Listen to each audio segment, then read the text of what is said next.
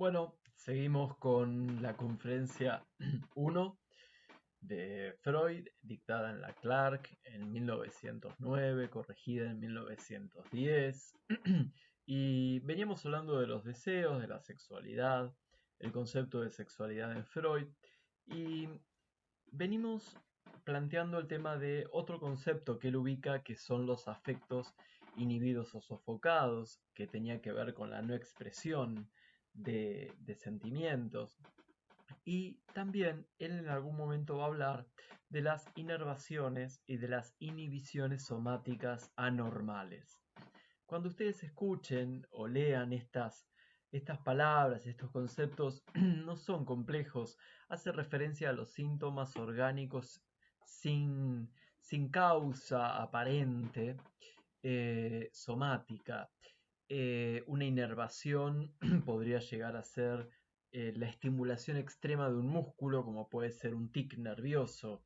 Una inhibición sería todo lo contrario, sería la falta de funcionalidad de ese músculo o de ese órgano, como podría ser una parálisis, una ceguera, un trastorno de audición que no tiene explicación orgánica. Eh, Hay algo interesante en esta primera conferencia que él da, como les decía, a los legos, a, a esas personas que eran médicos y que a lo mejor también eran psicólogos, pero que no conocían mucho de qué se trataba este paradigma que venía de Austria. Y una de las cosas que él va a plantear es y describir es su experiencia con la histeria. Va a contar de sus pacientes histéricas e histéricos, de su experiencia con la hipnosis frustrada. Y una de las cosas que va a decir de una manera bastante clara es que él observa que desde los griegos hasta la actualidad, estamos hablando de principios del siglo XX, con los griegos estamos hablando de 6 siglos antes de Cristo. Recuerden que la palabra histeria proviene de histerón, que significa útero, por eso se lo asociaba a las mujeres. Se pensaba que el útero era un animal que recorría el cuerpo de la mujer y que cuando ese animal no estaba satisfecho porque no se producía un embarazo, generaba toda una serie de convulsiones, ataques de crisis de nervios o podía generar otro tipo de enfermedades. En realidad, Freud, acuérdense que se encarga de plantear que la histeria no tiene nada que ver con el útero, tiene que ver con la represión. Y en ese punto él es muy claro y una de las cosas que plantea es algo así como a sus colegas que no desprecien a la histeria, que no traten a las histéricas o a los histéricos como farsantes, hipócritas, que crean enfermedades a propósito para evadirse de las responsabilidades de la vida, que piensen que él fue testigo, que se puede morir de histeria, ¿sí? Y en ese sentido, él plantea darle un lugar importante al tratamiento de la histeria. Lo quita del lugar de una enfermedad exclusiva de mujeres y también lo quita del lugar de la mentira, de pensar que era una enfermedad de farsantes, eh, y ubica a personas que sufren, personas que padecen y que eso les puede costar la vida. Eh, en ese sentido, él va a hablar del diagnóstico diferencial. El diagnóstico diferencial es la capacidad de poder clasificar, entender, ubicar cuando un caso se trata de una histeria y cuando un caso se trata de otro cuadro patológico, ¿sí? Digo, una convulsión epiléptica es muy distinta a una crisis histérica. No vamos a desarrollarlo acá, pero él plantea de hacer un diagnóstico diferencial, un diagnóstico que diferencie que hay problemas orgánicos y problemas mentales, y que a veces se confunden porque aparentan estar unidos, pero hay que entenderlos de acuerdo a cómo se manifiestan. No siempre una parálisis es un problema orgánico, puede ser un problema afectivo. No siempre una disfonía puede ser un problema material de las cuerdas vocales, sino que puede ser también algo que tiene que ver con afectos sofocados o inhibidos. Eh, en este sentido, Freud, cuando habla del síntoma, habla de la manifestación de un conflicto no resuelto. Y esto lo contábamos un poco en la charla anterior. La manifestación de un conflicto no resuelto para él se expresa, como les dije, en las formaciones del inconsciente o formaciones sustitutivas, chiste, lapsus, actos fallidos, sueños y síntomas.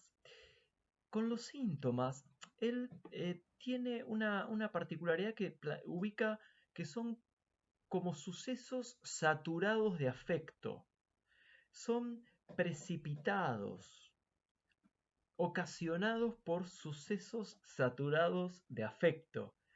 Esto es lo que expliqué antes del trauma. Un suceso saturado es como cuando alguien ecualiza música y la ecualiza al mango y de esa manera satura el sonido de los bajos y de los altos. Eh, un trauma es eso, es la intensidad insoportable de una situación vivida o pensada. Y precipitado es un concepto que trae de la medicina, ¿no? El precipitado es lo que generalmente sedimenta debajo de, por ejemplo, un tubo de ensayo.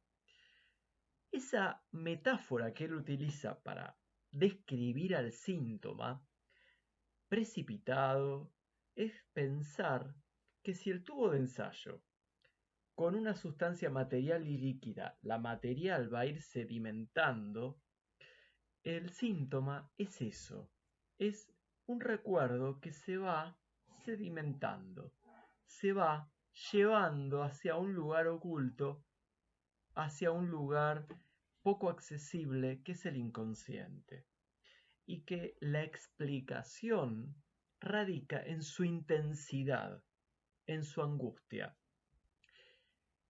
Una de las cosas que descubre Freud es que cuando un paciente habla, eh, muchas veces cuando está hablando dice frases, palabras que pueden prestarse a doble sentido, más allá de las equivocaciones que venimos hablando, de los olvidos o de que alguien se angustie, pero en realidad va a plantear que a medida que se va acercando al inconsciente, se va a ir al encuentro del trauma. No siempre existe un solo trauma. Muchas veces existen varios traumas agrupados en torno a uno principal. Y eso es lo que él llama al complejo patógeno. Es decir, una sumatoria de traumas que enferman, patógenas. Generalmente tienen un núcleo, un trauma nuclear. En general en las clases, cuando teníamos las clases presenciales, me gustaba recordarles a quienes les gustan los Simpson, por ejemplo, de ese episodio en el cual Marge no puede volar, que, que ella va a la psicoanalista y que a medida que va hablando va encontrando una cantidad de recuerdos desagradables que tenían que ver con el volar, ¿sí? No sé, las hermanas que le decían algo en torno al volar, la abuela caminando con ella por un campo que lo bombardean, ella llegando al avión y viendo a su padre vestido como aeromozo cuando le decía que era un comisario de a bordo. Esa es la mejor explicación que les puedo dar de lo que es un complejo patógeno. Son varios traumas asociados a uno central. Podemos encontrar un trauma solo o una sumatoria de traumas similares que se agrupan en el inconsciente y que a medida que uno va avanzando, va desarmando como si fueran nudos de un ovillo de hilo, donde a medida que uno avanza desata y puede continuar hasta llegar al centro. Vamos a ver más adelante que en ese avanzar, en ese encaminamiento, cuanto más nos acerquemos al núcleo, más resistencia va a haber. Esa resistencia es una fuerza que va a intentar que el neurótico no siga por ese camino. Se puede expresar como un olvido de lo que está diciendo, se puede expresar como una, un enojo con el analista y abandonar la terapia. Se puede generar como un amor de transferencia, donde plantea amor a su analista y no quiere continuar la terapia, y muchas cosas más. Eh, Son estrategias inconscientes, involuntarias, para no llegar a ese núcleo, porque si bien la llegada al núcleo me va a permitir intentar resolverlo y no sufrir, ese núcleo tiene un sesgo de sufrimiento, por lo que contábamos antes.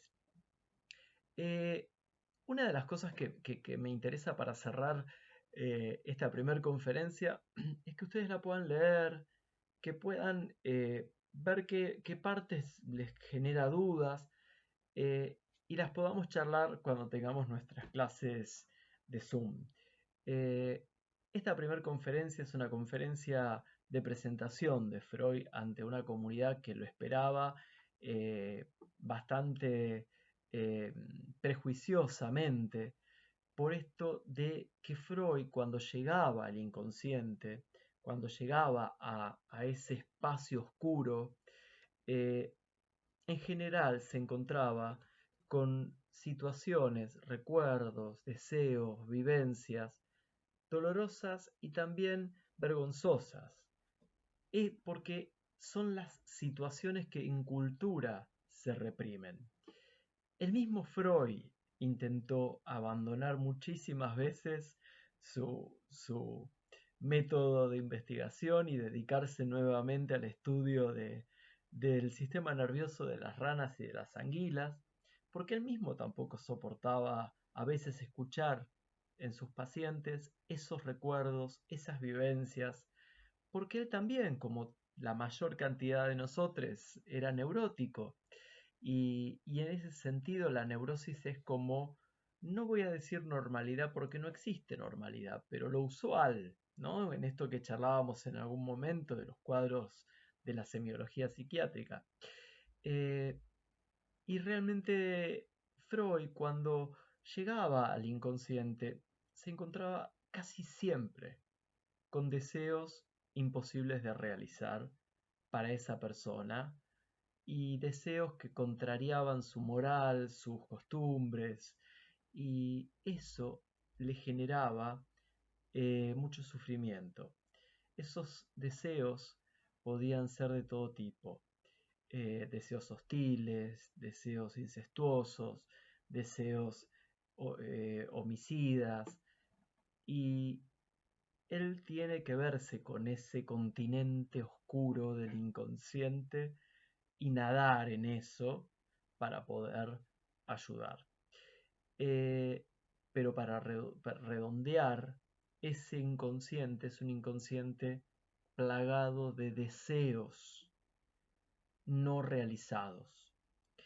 Y en realidad, ese inconsciente es el inconsciente donde está la mayor cantidad de situaciones olvidadas, pero olvidadas no porque no sean importantes, porque todos nos olvidamos en algún momento de algo, porque no podemos retener toda la información y nos quedamos quizá con lo más importante. El inconsciente freudiano no es el inconsciente de lo que uno olvida por insignificante. Es todo lo contrario. Es lo que uno olvida porque es demasiado importante y demasiado angustiante. Bueno, espero que no haya sido muy denso y nos vemos pronto.